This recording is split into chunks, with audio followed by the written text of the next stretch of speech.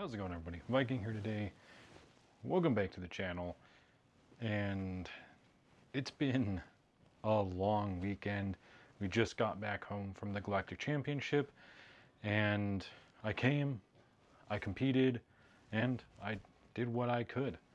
Now, before we get into how I did and the whole recap and everything, first I think I should apologize because I haven't really been super active on the channel. Some people did mention that to me, like, hey, why aren't you making more videos and things like that? And it really just comes down to time. I've had a lot going on in my personal life and with work and everything. And of course, preparing for the GC. So I just haven't really had the time to make the videos that I wanted to make because these kind of typical talking head things, as I've mentioned before, just aren't what I want to do. Yeah, they're easy, they're simple. You know, I could pump out content every day doing something like this, but it's just not what I wanted. So I just didn't really have the chance to make what I wanted to make, but it's okay. You guys still came along with me through the PQs and stuff, and well, now we're talking about the GC. So let's get into that. Now, I had to play technically all 3 days. If I qualified and stuff, because I didn't win any PQs and I didn't have the chance to attend any sectors or regionals, unfortunately. So I didn't really have my invite, my skip for day one. But one thing that I will say that I'm very thankful for FFG for doing is having day one be essentially a qualifier day, right? It was like one big sector regional thing with players all around the world, and if you did well enough there, you could move to day two and continue to compete. And I think that was awesome that they did that. From what I've heard, that's not how it's going to be moving forward, unfortunately. But I get it, you know, now that there's going to be a more established player base, a more established competitive base as well, having it be more of an invite-only thing, it makes sense because that's how other card games do it. But for the first one, I really, really appreciate the fact that they did what they did here, and that I was able to attend and take my brother, who also competed in day one, and yeah, it was awesome. So there were some hiccups, unfortunately. You know, there's definitely some growing pains, and what's weird is FFG isn't new to doing events like this. You know, they've ran other games over the years, so it is a little weird that they had as much trouble as they did. But, you know, I'll give credit where it's due, that there is a bit of a different team, a new team and whatnot behind everything here. And this event was way more successful than I think they even anticipated. So, you know, it is what it is, but it definitely had some hiccups with the lines and getting everybody directed to where they were going properly. And there definitely needed to be a little bit more communication. So FFG hopefully can fix that next year. For me, on day one, I brought, as you probably saw in the opening little B-roll sequence, Pilot Luke Green.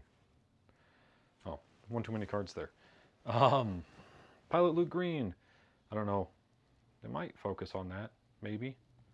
I don't know. I only played a 30 HP base. I was on Data Vault before, and I've shown kind of the lists before where I was playing Data Vault. And ultimately, prior to the GC, I decided to switch out of Data Vault because it just didn't feel like the 10 extra cards were really worth the space. You know, unless I was like playing a bunch of sideboard cards or something in main board because of it. Like, I don't know, it just didn't feel all that necessary. So ultimately, I went back down to a 30 HP base, and I didn't regret it. Data Vault would not have helped me in any of the games that I lost. So, you know, there is that. But there was a couple of pilot Lukes that were on Data Vault that did make it through day two, and I think even into day three. So, you know, they obviously made a different call, and, you know, were probably better players, but it is what it is. Now, my overall score, and I got to grab my notes. Day one, I played all 8 rounds, mainly just hopefully trying to get like the different ticket breaks. You know, after I had my third loss, I was like, yeah, I guess I'm playing for tickets at this point. So I played all 8 rounds, and as you can probably tell, I did not make day 2, unfortunately. It was probably some of the hardest games I've ever played.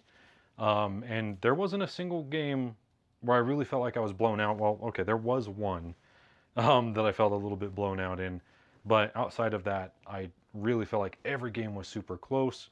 And, every game was super close. So, as a little bit of a recap, round 1, I played against Cad Tarkentown, and I went 1-2. I actually lost to Cad here, even though Luke has a pretty good matchup into Cad Bane.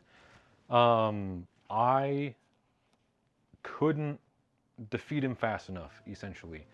So what had happened was game 1, I blew him out of the water. Like game 1, I outpaced him. He was like, oh my gosh, this deck's really fast.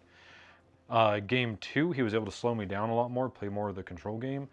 And I ended up getting him to 22 damage on his base. So 3 damage away from winning, and I couldn't secure it. I didn't draw any Forakas. And I couldn't keep bodies in play. He just literally controlled the board in the late game, whittled me down until eventually I lost because, eventually that attrition is going to catch up. So he got me there. Game 3 was almost like game 1, except he was able to board wipe me, like right at the end basically. And I had 1 damage left that I needed to get on him, and he sat at 1 damage for like 4 turns. Because again, I couldn't draw any Forakas, and I couldn't keep bodies in place. So super, super close, just not quite able to close it out, unfortunately, which happens. And this will be a theme as we get into the rest of the matchups. Round 2, I fought Hantu Blue, and this is actually a player that I fought in my very first PQ back during set 3. We were playing the Django Mirror match. His name was Fabian, or Fabian, I don't know. Pretty interesting guy. I think he said he was like from Argentina, and then he moved up to Canada, and that's where he lives now. So it's cool running into him again. But this time he was on Hantu Blue, which, as I've come to find out, my Luke deck was very well prepared for Hantu Green, but not Hantu Blue. The decks played differently enough to where what worked, my strategy against Hantu Green, did not work against Hantu Blue. And I just wasn't able to get very much testing into Hantu Blue. I just couldn't find anybody really playing it. Like even online, all the games were usually full, or there was just nobody online, and it sucked. But I didn't get the testing into that I needed, unfortunately. And he kind of blew me out of the water. He 2-0'd me. And this is the only game where I felt that way, where it was like, man, I can't do anything. So we are starting from behind, 2 losses right away. I just have to win all the rest of them, right? And I'll be fine. And round 3 was looking pretty good. We went against Sabine ECL, and I won. The thing about Luke is I can go faster than Sabine. I know that probably sounds surprising because Sabine has, Fleet Lieutenant and stuff like that. And technically I have access to all of those as well. But the space aggro is just really fast, and the way that my deck plays is just constantly attacking, constantly going, and so she had a hard time with that. Plus, they hit that ship, and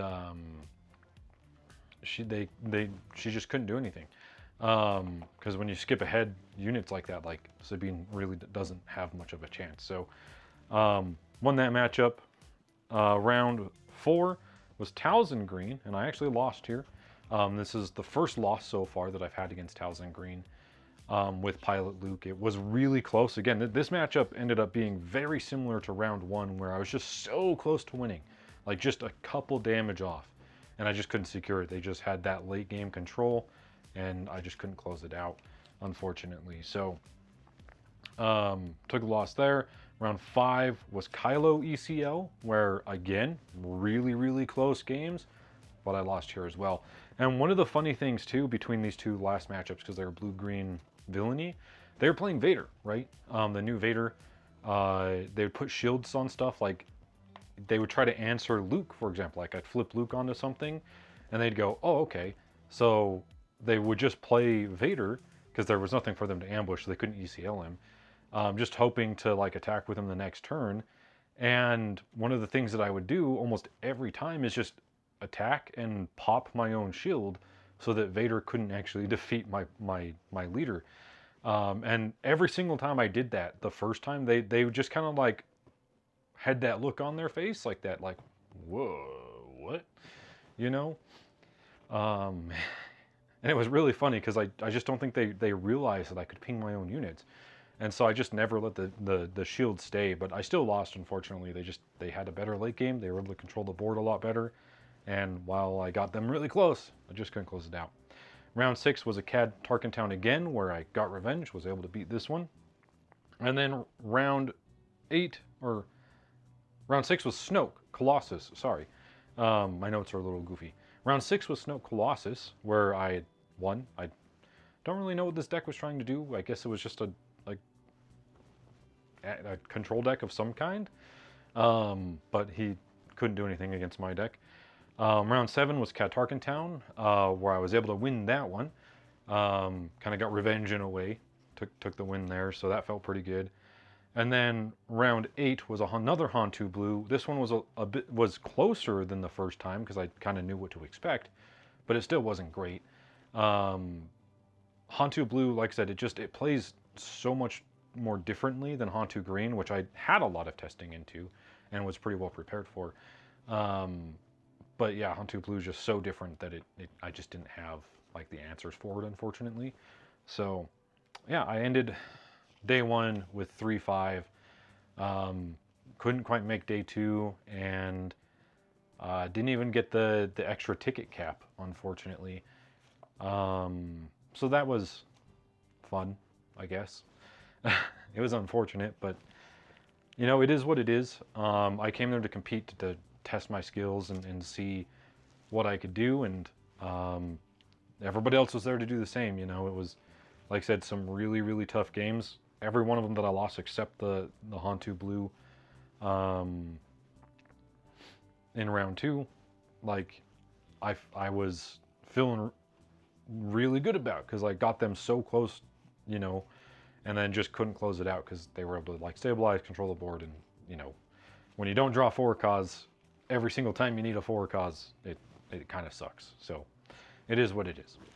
So day 2, instead of obviously playing day 2 of the Galactic Championship, I entered into the Galactic Open, which is sort of like a sector, I guess, kind of the first competitive event of season 1, as they were calling it. And you know, you could earn a lot of tickets the better you did, and I believe like the winners got, you know, points towards the next year's Galactic Championship, which is pretty cool. So it was pretty cool, and I decided to enter that just to kind of run it back, see what else I could, you know, what I could do. But this time I decided to take Cad Bane Tarkin Town, because all of my matchups in day 1 were things that Cad Bane would have done really well into. I didn't see a single other pilot deck day 1. You know, no space aggro, no nothing, right? It was all on the ground, it was all force focused, you know, things like that. And I was like, oh, Cad Bane can do a lot better into basically all of these than Luke could. So I'm going to switch it up, play Cad Bane for the open, and see how I'll do. And I get paired against a hard control Krennic ECL deck, game 1, which, you know, isn't exactly a great matchup for Cad Bane. He does not like control decks. So I lost that one, but it's fine. Next one was Talzin Red, which I pretty handily defeated. They did get me game 2, but games 1 and 3 were pretty well in my favor. I was able to just counteract what they were doing. Round 3 was Gar ECL, and there were 9 rounds, by the way, in the Galactic Open, which is weird, but it was a long day. Then I fought Gar ECL, which is another deck that Cad Bane has a really hard time against, that Luke would have done a bit better into. So, you know, then I fought Vader Yellow in round 4. Or no, then I fought Poe Security Complex in round 4. This one was a little weird, and I was a little worried because I was like, oh, you know, space aggro, what am I going to do here? I actually won this one. It was really close. I think they got me game 1, and then game 2 and 3 I was able to win. But some pretty good games, definitely some nail biters. It was a cool deck. Player was pretty cool too. So we got the win there. So we're like lost win so far. Then I fought Vader Yellow in round 5, and this was actually Blonde Sabine. She's another content creator. I think they ran the Bought the Network Atlanta Open thing a few months ago. So it was kind of cool getting to see another creator and play against them and stuff. And so she was on Vader Yellow, and we actually went. I lost against her, but they were really close games. I was just able to play smart. I was seeing what I needed to. Like both games 2 and game 3, I saw my side-ons turn 1, and if you see side-on against Vader Yellow, like you pretty much just have the early game set because they don't have any bodies in play. Essentially. So they were really close games. I put up a really good fight, which I did way better than I was expecting to against Vader Yellow, to be honest. But she did ultimately win. Then the next round was another Vader Yellow, but I actually got stomped this time. Just, I couldn't do anything. Like, I didn't see any of my sides like I did against Blonde Sabine. And they just outpaced me. I just couldn't keep up, unfortunately. Then I went against a Piet Red, which I was able to win. Luckily, Piet isn't as aggressive or as fast as Vader is. So them putting down one big ship every turn is like, oh, I can deal with one big ship every turn. So I was able to take the win there. It was a cool deck. It was kind of scary, but it was a 2-1 win, so he at least got a game off of me. And then my next round was a no-show. I sat down at my table, was waiting for the opponent to show up, and then he walked up to the table, said, "You win," and then walked away. So, I got a break, I guess. An hour-long break, which was nice, but, unfortunate that, people were dropping at that point when they could still be farming tickets, essentially. So I got a free win, which is cool, but it is what it is. And then the last round of the day, another Vader Yellow, which I lost against again. Kind of like in the previous Vader Yellow matchup, they just blew me out. Like, they went way too fast. They were doing more than I could. Never saw my sides. So he got the win there. And so that ended me on the Galactic Open Day 1 at 4-5. And it feels really bad that I wasn't able to do better in either days. I tried. I really did. I was putting my best foot forward and just playing it the best that I possibly could. In fact, I had a lot of people that would watch games and stuff and tell me that I was doing all the right plays. Like, I was doing everything really, really well. My execution was great, which was pretty cool. But at the end of the day, neither of my decks just matched up well into what I was seeing, right? Day 1, I saw everything that Cad would have been good into, and then day 2, I saw everything that Luke would have been good into. So it's just like, what the heck, And sometimes that's just how the cookie crumbles, the pairings don't always kind of add up in your favor, and it is what it is. Like I said, all of the games were really close. Every game that I lost for the most part in day 1, I think I did really well in. And it just sucks that I was 1 to 3 damage short almost every single time and just couldn't close it out. But that's just the name of the game when, a lot of these decks are switching into a kind of control-oriented strategy later in the game. And just, preventing you from doing anything. So it is what it is. I did not grind any side events. I could have, because as you see, I did have the premium ticket. The reason I did that was actually for this playmat. That's all I wanted out of the premium ticket. I didn't care about anything else. But it's just by the end of day 2, I had played 8 rounds day 1 and then 9 rounds day 2 in the Galactic Open. I was just so tired, and I am an introverted person.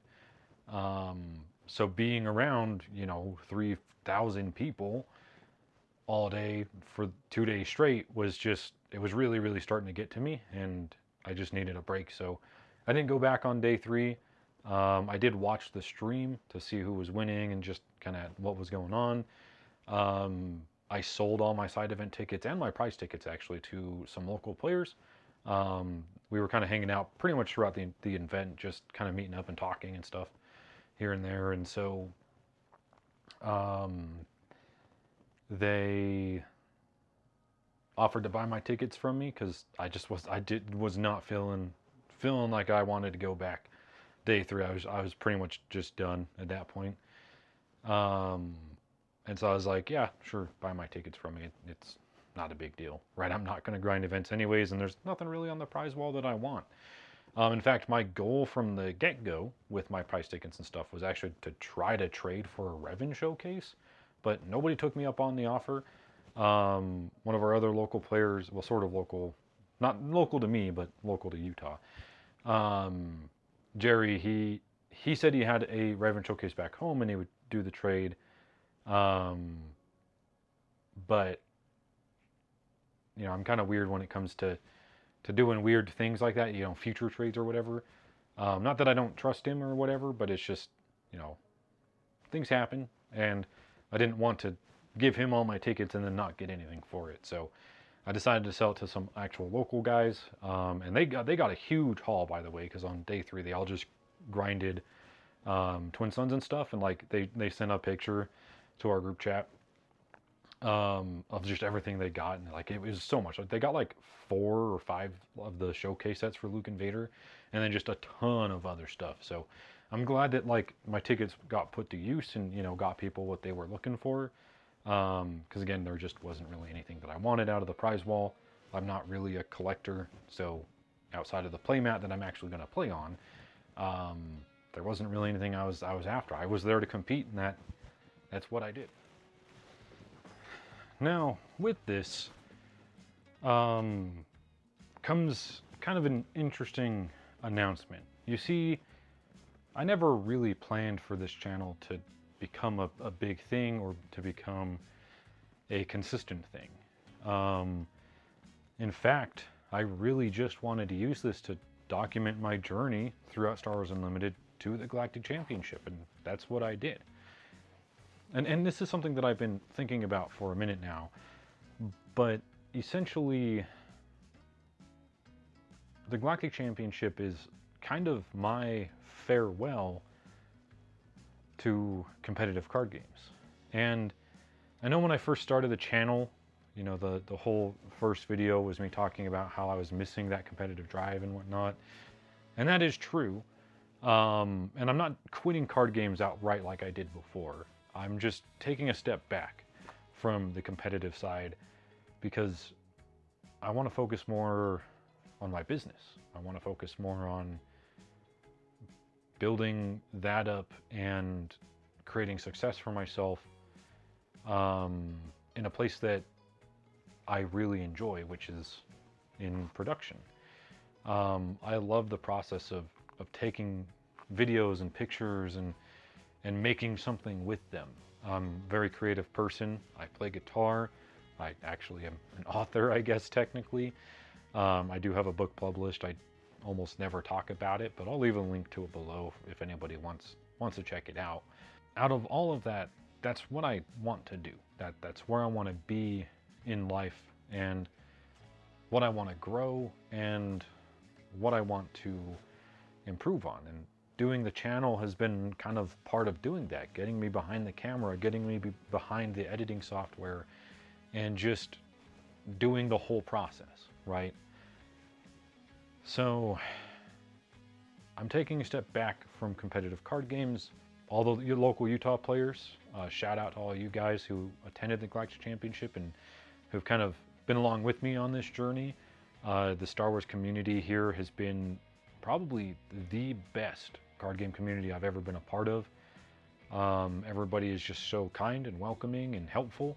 I remember when I first started, everybody was constantly giving me tips and telling me what I could put in my deck, and some people were just giving me cards and stuff. So it really has been an amazing experience. And like I said, I'm not going anywhere per se. I'm still going to be playing the game and being a part of the community. But the competitive events I'm taking a step back from. My brother might continue them on, and if he goes to PQs and stuff, I'll probably attend to them with him just so that somebody's there with him. But that's not going to, you know, my goal for those isn't necessarily going to be there to compete like I have been, right? I'm not going to be doing all the prep work and the testing and everything like I was before, right? And I'm going to use card games as more of a fun thing, you know, a way to get away and take a break from stuff, to get out, communicate with people, and yes, to still scratch a little bit of that competitive itch, you know, being able to test my decks and stuff against other people's is still going to be a fun thing to do. But this was kind of the end of my competitive journey. So I want to thank everybody for watching my videos and coming along with me. And I hope you all continue competing, continue enjoying the game, and who knows, maybe we'll see one of our Utah players make it to the top in next year's Galactic Championship. I really do wish everybody the best, and I'll see you later.